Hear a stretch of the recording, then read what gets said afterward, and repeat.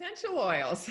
So I actually, this is what I came to the earth this time around to bring forward into the world is the use of essential oils, particularly for awakening consciousness. That's probably my biggest love of it. But I have done a lot of things with it as well, and have been teaching for a really long time and witnessed just miraculous things with essential oils, and recognize they've been with us for the entire time we've been around. In recorded history, they date back about 18,000 years. And there's a lot of history, which I have gone into in some depth in my first course. But that to say that all of the modern medicine today is based on these ancient use of essential oils and plant materials for health and healing. And so all of what the drugs that we see today, they got their start from using plant and herbs and essential oils. And essential oils have a very, very long history and have been written about in ancient medical texts and things like that. So for me, what happened for me when I first got turned on to essential oils, I was actually 18 years old and had a really big experience with a wild rhododendron in a redwood forest in Northern California. And I was walking through the valley floor of this forest and smelled this incredible smell, and knew it wasn't the redwood trees because they have a very distinct evergreen fir kind of woodsy smell to them. And it was very sweet, floral smell. And I walked further and came across this big 6-foot wide, 7-8 foot tall pink rhododendron in full bloom. And I stuck my nose in it and I inhaled, and it overtook all of my senses. I could actually taste this sweetness in my mouth, and I closed my eyes and I could see the color in my head, and I could hear this soft humming noise from this plant, and I could feel like this soft caress on my skin. And from that moment forward, I went, I want to know everything there is to know about fragrance and the sense of smell. And what I love most about essential oils, now they're the concentrated plant essences. So they're live electromagnetic molecules or frequencies from plants. And they have a very similar purpose as the blood does in our body. So the blood contains hormones and DNA and RNA and gene expression and all those different things for us to live as healthy as possible, to know when to reproduce, to know when to stop reproducing, to know when to go dormant, to know when to die. All that is contained in the genetic makeup of our blood, right? Well, essential oils have the exact same properties for a healthy plant. And so there's a very symbiotic relationship between essential oils and us.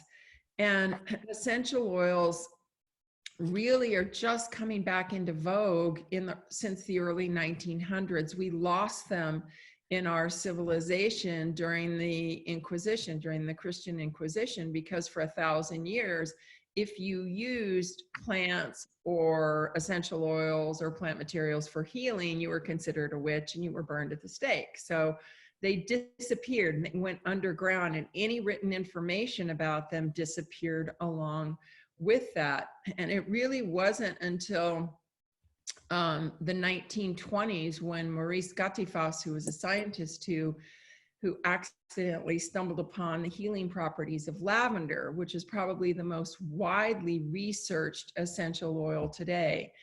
And in the last, I'm going to say this is probably 8-9 years ago, the current research on lavender had discovered over 350 different properties to lavender alone. And that includes things like sedating, analgesic, antiseptic, cell regenerative properties, antiviral, and antibacterial properties, in addition to a host of other properties. It's what's called a universal oil, and it's always a great place to start when you're learning about essential oils, because it's the one oil that I would ever recommend using undiluted on the skin. Every other oil in the litany of essential oils, I always recommend diluting.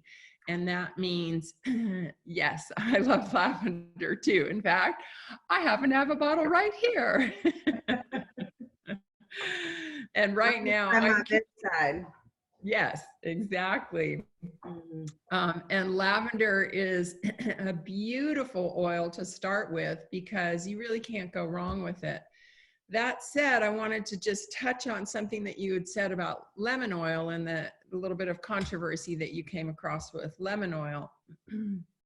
So citrus oils are very uplifting. They're great antidepressant oils. And I will say that all essential oils have antiviral and antibacterial properties to them. You can't make a medical claim in our country to say that it'll kill off virus and bacteria, even though they have those antiviral and antibacterial properties. That's a result of the FDA and the AMA and how closely they're monitoring complementary types of medicine. When I about 35 years ago, I was studying with Dr. Valerie Ann Warwood, who's written scads of books about aromatherapy. She's a doctor out of England and worked with the World Health Organization. Now, she as a doctor actually prescribed essential oils. She prescribed them and even injected them into people. But here in this country, we are up against some pretty strenuous safeguards around using essential oils. So I just err on the side of caution when I talk about essential oils, and I always will watch my languaging when I make claims about essential oils. That said, the CDC has also done a lot of research on essential oils, and in particular, they were looking for antiviral and antibacterial solutions to some of the more prevalent MRSA, E. coli, strep, staph, MERS, all of the things that antibiotics aren't working well towards healing. And so they did some studies. This was a few years ago, and they looked at what essential oils will kill off bacteria and virus. And they discovered that thyme and oregano oil will kill off all virus and bacteria within 60 minutes of coming in contact with it. That said, again, they have antiviral, antibacterial properties.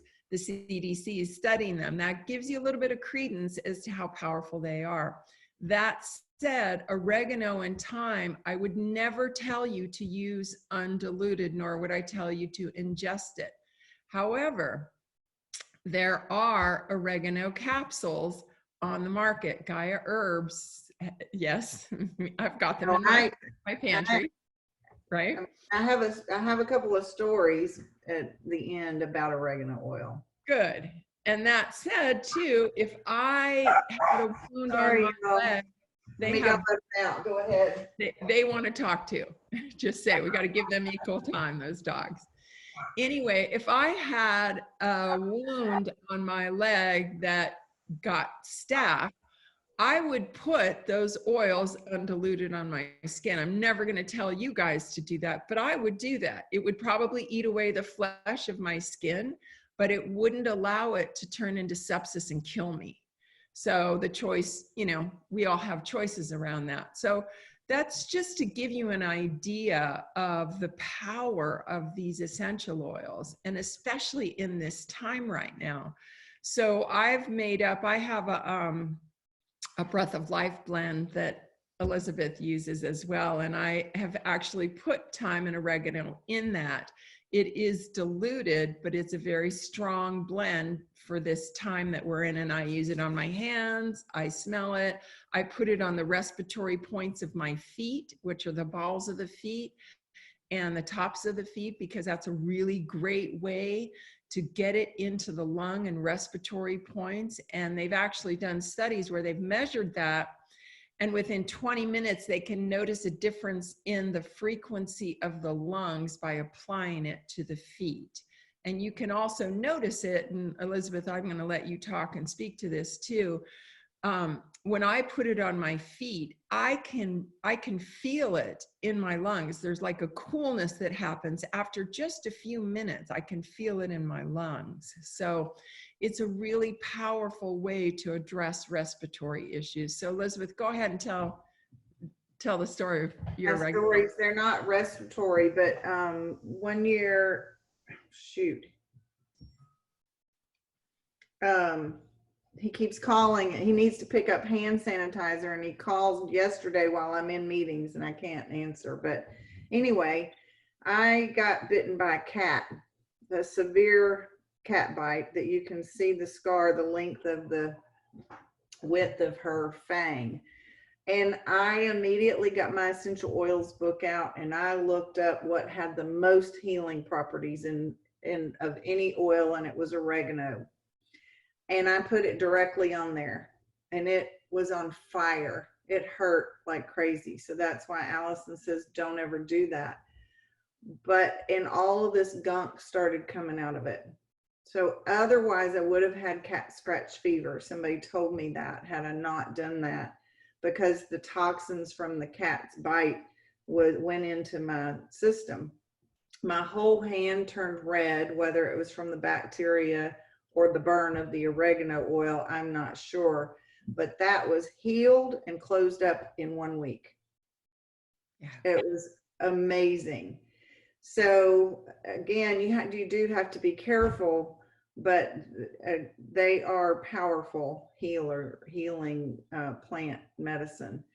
And the other one is that I do ingest it.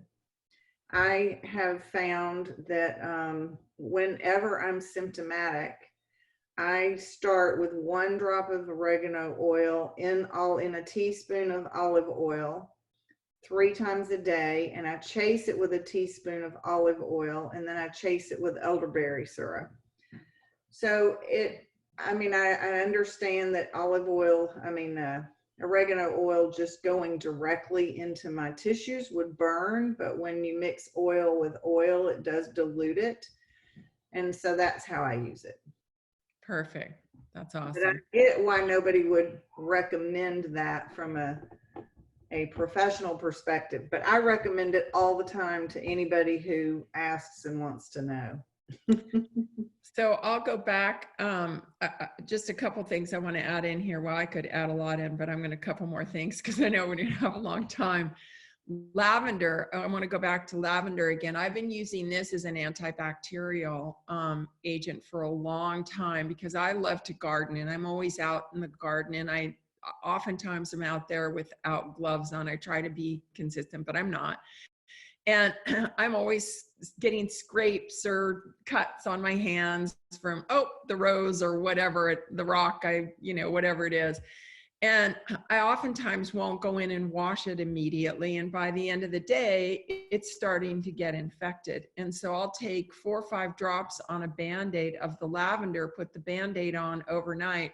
All the redness is gone. The wound is healed up. It's amazing for healing and for killing off infection. And now let's go back to the lemon oil, the citrus oils. The citrus oils are very caustic, meaning they're very, they again, like oregano and thyme, they can burn the skin. They're also known to be phototoxic, which means can create photosensitivity. So if you put on lavender oil or lemon oil on your hands or on any part of your body and you go out in the sun, it can burn your skin. So that's something to be aware of. I do love the citrus oils for their antidepressant properties. So in terms of an emotional reaction, I think citrus oils are really great. They probably would not be my first line of defense for antiviral and bacterial, although they do have antiviral, antibacterial properties. um, lemon and orange and neroli and grapefruit are all amazing oils, particularly for your particular industry. I did a 1.5 year long study where I was in a convalescent care center working with Alzheimer's and dementia patients, and it occurred because I'd been working with my aunt. I took care of an elderly aunt who had advanced stages of Parkinson's, and she got very delusional towards the end of her life. And over the course of 7 years, I was her power of attorney and her trustee. And so there were certain times when I needed to ask her questions.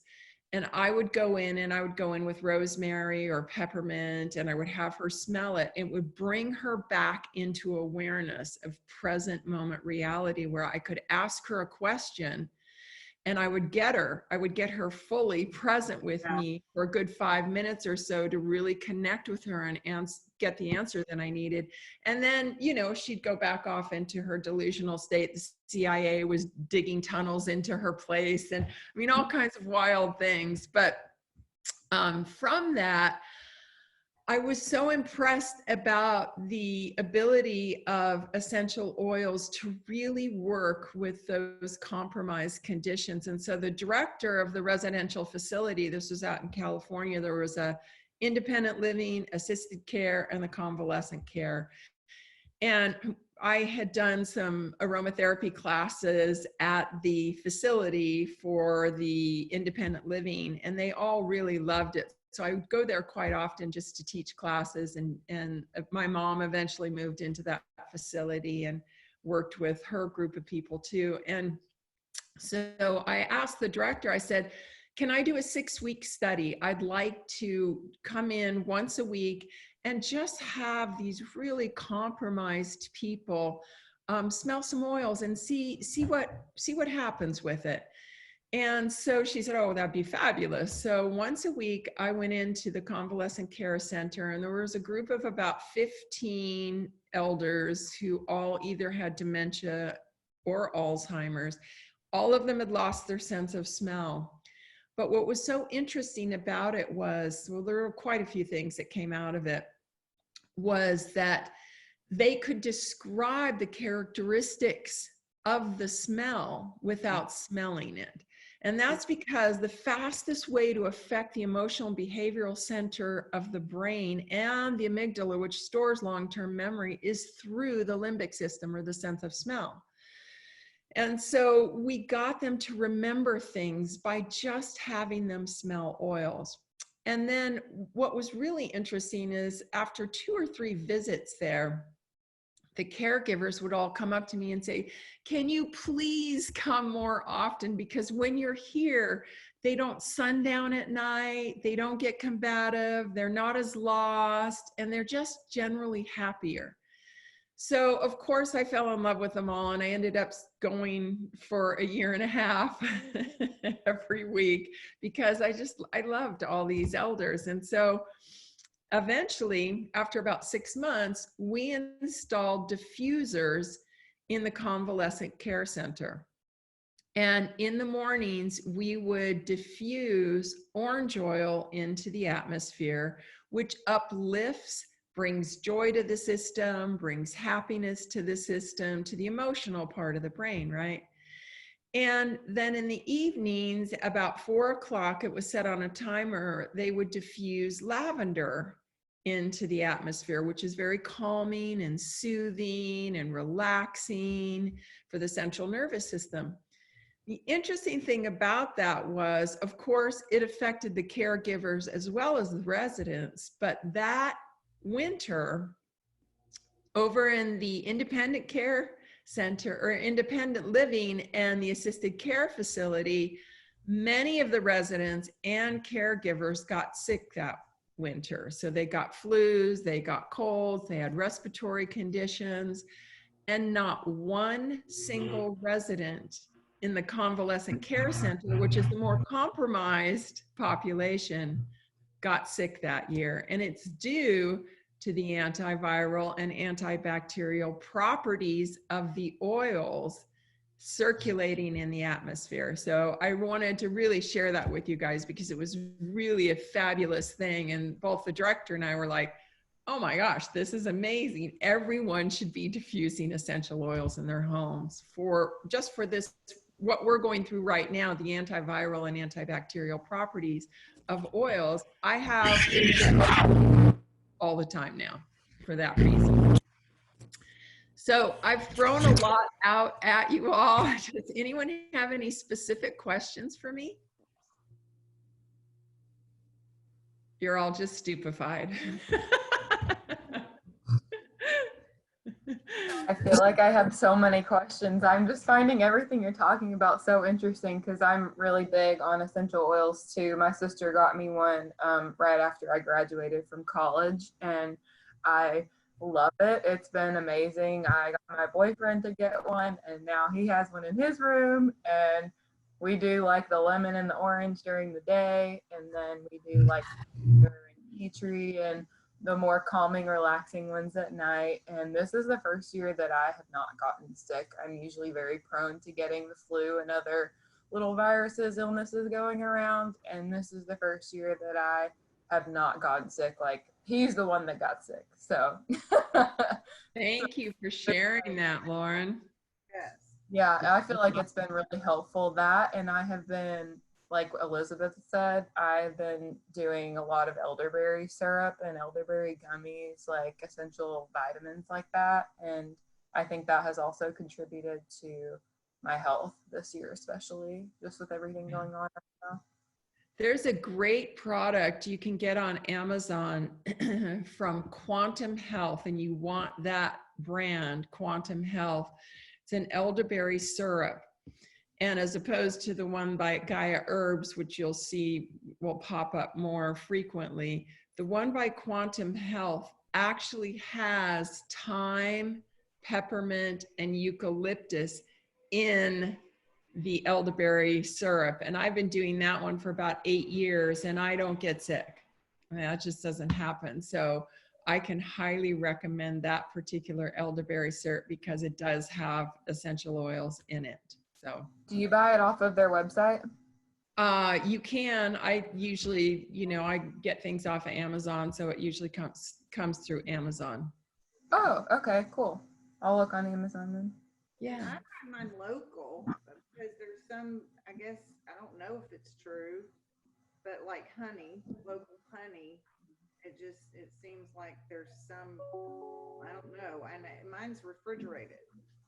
Has to be refrigerated, so but it lasts forever because obviously I don't drink the whole thing Right every 3 months or even a year. So yeah, and it's concentrate, so it's yeah. And this Quantum Health elderberry syrup with the oils in it, it's really strong. I mean, you'll do it and you'll just go, whoa. It's very, very strong. And I actually do a tablespoon as opposed to a teaspoon 3 times a day. If I feel anything coming on, I'm on it. And I'll do it. And within 2 days, all symptoms will disappear. So. Would you speak to like how much to use of any particular oil at a time? I mean, I use, you said put it on your hands. Is that 1 drop? It's definitely, drops because it comes out in drops. Right. So essential oils are very, very concentrated, and I always err on the side of caution and say less is more. And so anything, even with lavender, if I'm applying some lavender on the back of my neck, I'll only do 3 or 4 drops. That's as much as you need, right? And with children, you always want to dilute it, like even with lavender. So if I was going to put it on a child's back to help them sleep better at night, I would put 1 or 2 drops in the palm of my hand, dilute it in my hands, and then massage it on the spine of a child or the back of the neck of a child, right? So no more than that. Every other oil, I would definitely dilute. And the actual therapeutic formula for essential oils to maintain their properties, and I probably shouldn't use that word therapeutic, but in order to maintain the strength of the molecules of the plant, is 28 drops per 1 ounce of carrier oil. I go a little bit more because I love the oils so much, and I'll do, you know, the most I would ever do would be, and it depends on the oils, is 30% oils to the carrier oil, and that's a pretty safe dilution, unless you're looking at like thyme or oregano, which again are very caustic. Now, essential oils in and of themselves, even lavender oil, they are very, very strong. In fact, if you put, you know, spilled essential oils on a desktop, it'll eat the finish off of a furniture. That's how strong they are. So Wow. you just really want to err on the side of caution. Less is more. I will always say that less is more. One more question. What about pets? So Yes. pets are a whole different story. If you have cats in your home, I don't recommend diffusing essential oils consistently all the time, because cats have a little bit of a challenge processing a lot of essential oils out of their livers. And so when I had my cat, she passed last year, I would only diffuse a couple hours a day, and then that would be it. Now, I don't happen to have any pets right now, so I'm diffusing all the time. Dogs have a sense of smell 500 times stronger than our own. So you'll notice, and you know, you've probably seen this with your dogs, Elizabeth, if you go to put any oils on your dog, dilute it in your hand first, and then just lightly brush over their fur, keeping it away from their head region, because they do not like the smell. That said, again, lavender oil, with my dog Sophie, before she passed, she had very sensitive skin, and if she got a flea bite, she would just get the hot spot from it. So I would take 1 drop and massage it onto the skin, which would take away the hot spot. But again, I wouldn't do it around her face, because it's like, oh, get that away from me, Mom. What are you doing? You know, that kind of reaction. So pets, you know, you just have to be really, really gentle with them around pets. I've never used essential oils on my animals because I've read that you can't use certain ones, and I don't remember which ones they are or aren't. But I do diffuse, but I don't do it all the time, so that's good confirmation. Yep. I would imagine they still get the benefit of it just being on me, because my whole house smells like oils just because I wear them. And so they probably get some benefit of that, like the lavender at night. Well, and again, in a dilution, it's a whole different thing. You know, if you dilute it, and you're still going to dilute it on your hand and then just lightly brush it on their coat. So when Sophie and I used to walk, I would put a light little coating of lavender on the surface of her skin to keep off fleas and ticks. So in the South, it's a whole different thing, because they're much more pervasive here. But in California, where I used to live, that would keep fleas and ticks off of her too. So, you know, just very diluted. That's what I would say about pets. Okay. Well, thank you. Yeah, you're welcome. Don't have any other questions? Well, I find I don't I well I got some lavender oil, and I just went through it so fast that but I get very calm by drinking lavender tea, and I like that a lot. And then with oregano, I know that because the chicken farms are getting rid of antibiotics, they feed oregano to the chickens so they can do antibiotic free. Oh, I didn't know that. That's awesome. That is awesome. Yeah. I have a whole bunch of oregano growing outside, and you know, using the fresh plant, you're getting the essential oil in the plant, right? Yeah. Yeah. There's oil molecules and water molecules that contain these chemical constituents of antiviral, antibacterial in both the water-based molecules and the oil-based molecules. In the process of steam distillation, you'll get your essential oil in the process, but you also get what's called a hydrosol. And hydrosol is the byproduct of steam distillation. And it's the steam that coalesces back into water, but it has water soluble molecules of the plant essence in a much more diluted form. And that's what I tend to drink is hydrosols, because it's more compatible with our water-based system than the essential oils. So. All I right. also, Oh, I was going to say, I found one thing interesting. My mom had aglamelia, which is a very rare condition, but they removed her pituitary gland, but she lost her sense of smell. But it seems interesting to me that she could still get the benefits of aromatherapy, even though she can't smell it. Yes, it's amazing. I mean, I watched one woman in the convalescent care center. I think she's about 94, as I recall, and we smelled rosemary, which rosemary is the oil of remembrance, right? And it's been widely studied for students studying for exams and all kinds of different things. But when she smelled rosemary, she goes, oh my gosh, now she didn't have a sense of smell. She'd lost her sense of smell. She goes, this smells just like our wedding 55 years ago. I haven't thought about that. I can see the bouquets on the table. And she had this whole memory experience by smelling rosemary, even though she couldn't really smell it. She got the effect of it in her brain. So it's amazing what oils can do for the emotional, behavioral, and memory recall of the brain. yeah, I did a little study at a nursing home. And so I had one woman that had Alzheimer's. I had a woman that had had a stroke and had left-sided paralysis in that community. And then one facility set up a room for us they named it the Snoozlin room. And so we only had 2 Alzheimer's patients that came through there, but the Alzheimer's, y'all heard Allie's story. It was my experience as well. The sundowning, the symptoms dissipate.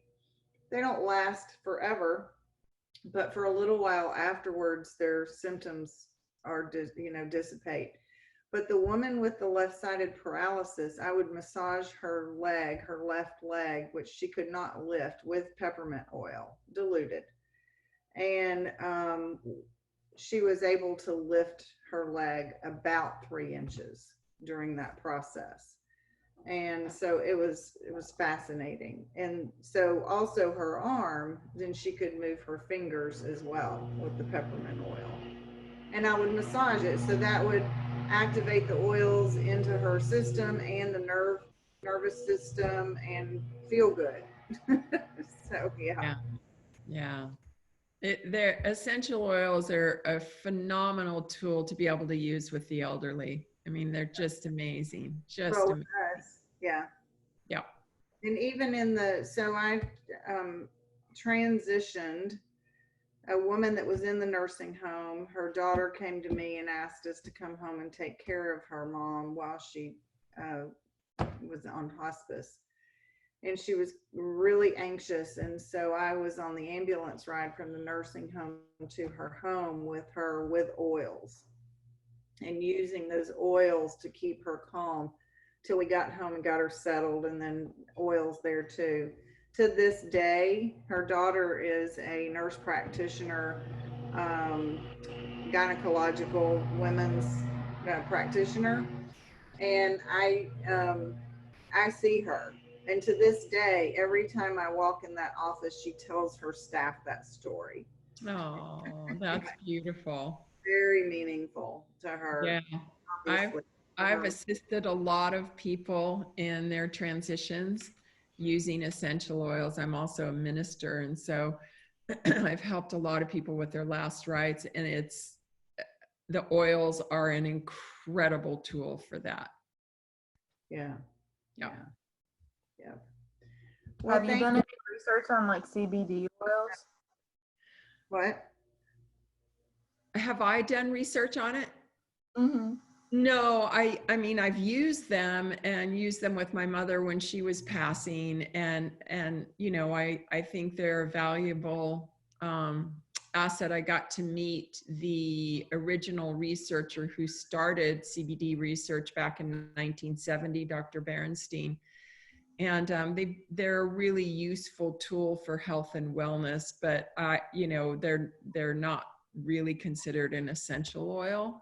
I mean, they are in essence, but there's a lot of research still to be done on them. Yeah. What was your question, Lauren? I didn't hear the question.